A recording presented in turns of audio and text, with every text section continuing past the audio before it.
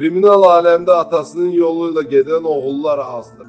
Kanalımız Kriminal Qafqaza istinadən xəbər verir ki, bunlardan biri də Azərbaycanlı qanuni oğru kriminal aləmdə Zaur Naxçıvanski kimi tanınan Zaur Bayramoğlu Şipilovdur. 1985-ci ildə Rusiyanın Orenburg şəhərində anadan olan 36 yaşlı Zaur, kriminal aləmdə nüfuzlu avtoritetlərdən sayılan Bayram Talıbovun oğludur. Şipilovun atası 2006-cı ilin aprelində Sabirabadlı Hikmət kimi tanınan Hikmət Muxtarovla birgə sui-qəsd nəticəsində qətlə yetirilib.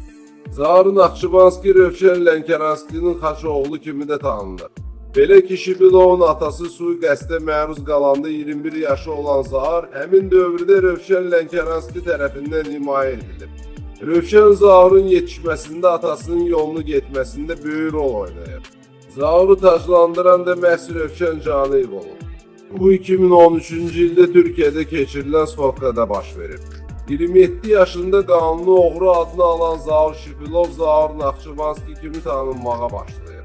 Zaur Orenburgda doğulub böyüsə də həmin şəhərdə onu oğru kimi az adam tanıyıb. Lakin kriminal aləmdə nüfuzu olan Culfalı Bayramın oğlu olması Rövşən Lənkəranskinin yanında yetişməsinə görə hər zaman hüquq mühafizə orqanları tərəfindən nəzarətdə olub.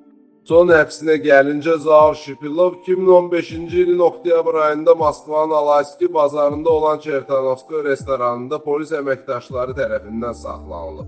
Onun üzərində külli miqdarda narkotik vasitə aşkarlanıb. Ona Rusiya Cinayət Məcəlləsinin 228-ci narkotik vasitə saxlama ittihamı verilib. O istintaq dövründə Moskvada yerləşən Matroska kişinin həbsxanasına göndərilib.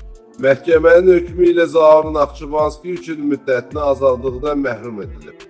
Ən gənc qanuni oğrulardan olan Zaur Matroska kişinə cəza çəkmə müəssisəsindən Samara vilayətində olan həbsxanaya etap edilib. Kriminal avtoritet həmin türmədə tanınmış qanuni oğru Vladimir Azerski ilə birgə cəza çəkib. 2018-ci ildə isə azadlığa çıxıb.